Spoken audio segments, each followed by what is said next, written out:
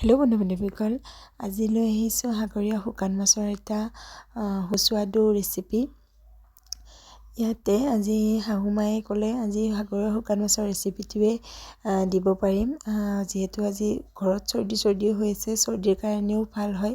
তাৰ কাৰণে সাগৰীয় শুকান মাছখিনি গৰম পানী দি ভালদৰে এনেকৈ ধুই ল'ব লাগিব, কাৰণ বাকলিবিলাক এনেকৈ গুচাই ল'ব লাগিব।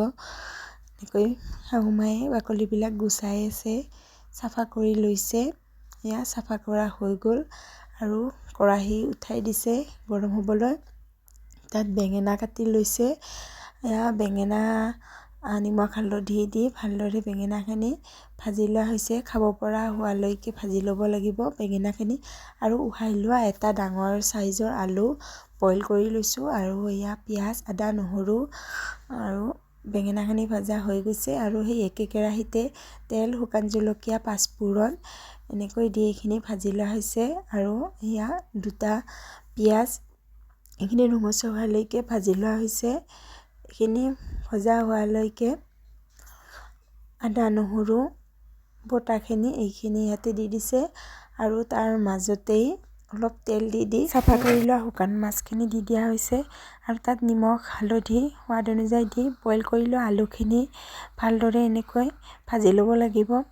ভাজি লোৱা হোৱাৰ পিছত জোখমতে পানী দি দিব লাগিব। জোখমতে পানী দি উতলি আহিব দিব লাগিব।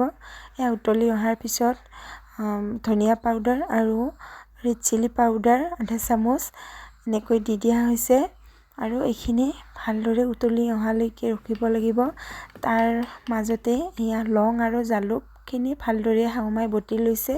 আৰু বটি লোৱা মছলাখিনি দি দিছে লং আৰু জালুকৰ। আৰু এইখিনি ভালকৈ উতলি আহি গৈছে আৰু গ্ৰেভি হৈছে। মোটামুটি আঠা হ'ব লাগিব। দেখিছেনে? দেখিবলৈ খুবেই ধুনীয়া লাগিছে। আৰু ভাজি লোৱা বেঙেনাখিনি দি দিয়া হৈছে। বেঙেনাখিনি বহুত আগত দিব নালাগে, কাৰণ বেঙেনাখিনি বহুত আগত দিলে বেঙেনাখিনি ভাঙি গ'লে সেই টেষ্টটো নাথাকে।